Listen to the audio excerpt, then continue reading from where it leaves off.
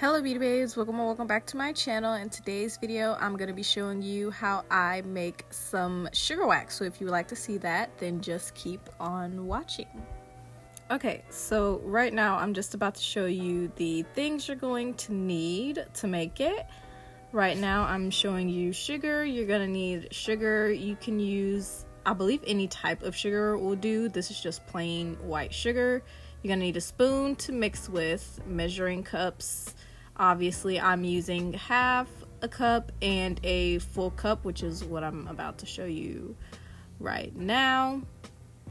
Then you are going to need some water. Tap water will do just fine. I just showed you bottled water just because. You're going to need lemon juice from a real lemon, or this type of lemon juice is fine. You're going to need obviously a pan to cook it in, or pot more say. And then what I like to use is a candy thermometer. You don't have to use a candy thermometer. It's just the best way I can be sure that I get consistent results every time and that it will actually work. Oh, and you're also obviously going to need a jar, container, or anything to put your wax in for obvious reasons. But yeah.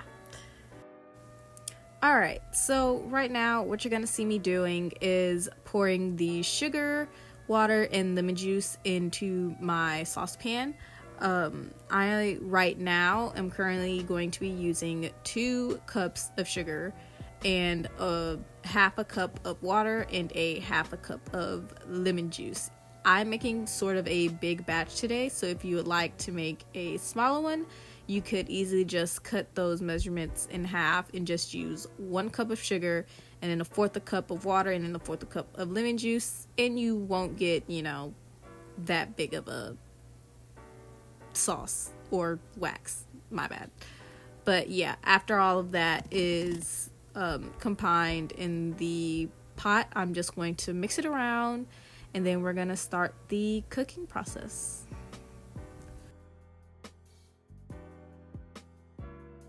Alrighty, right now all you see me doing is turning on my eye on the stove, and you want to cook this on a medium-high heat. So if you have numbers like I do, I'm cooking it 4 to 5. Temperature is fine, and then you're going to add your pot and then just start to stir it on around, mix it on around and everything.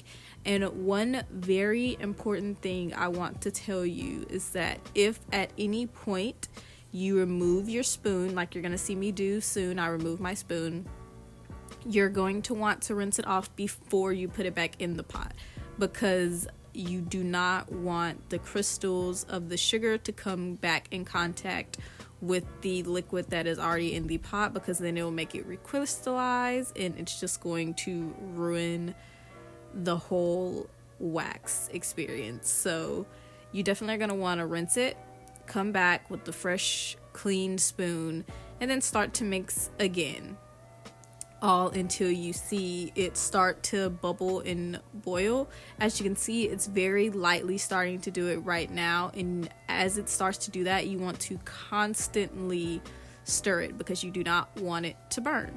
So you just want to keep stirring it until I do about 5 minutes of cooking before I start to check my temperature with the candy thermometer. But if this is your first time, definitely make sure you just keep the candy thermometer in there. I was just filming, so it was hard to do that while doing this. And as you can see right now, it is starting to over boil itself. Definitely make sure you do as I'm doing right now. You see I took it off the eye, letting it cool down a bit, and then bringing it back. There's nothing wrong with doing that. It won't make it take longer or anything like that. You obviously just don't want it to overspill. Even in my high saucepan, as you can see, it's still happening. So you definitely want to make sure you're keeping an eye out on it, not just putting it on and then coming back. And then I will be right back after that is done to show you me putting in the candy thermometer and showing you how I can tell if it's done or not.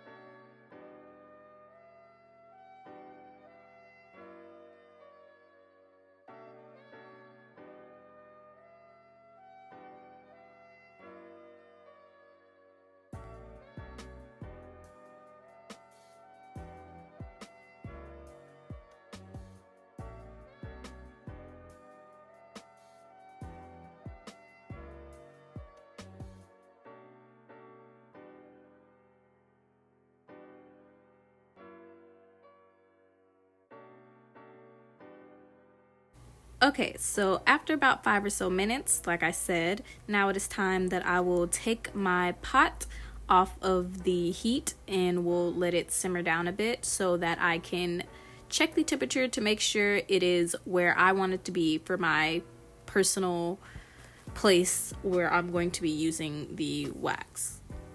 This is a chart that I got from another YouTuber here on the platform showing you the different types of sugar that you can make and the different temperatures that you'll cook them to. I'll link her channel down below because she has a lot more videos over sugar waxing that can be extremely helpful. So yeah, if you would like any more information on that, her channel will be linked down below in the description box. But for me personally, I am going to be using the firm sugar because I live in Texas and that's the type of wax I like.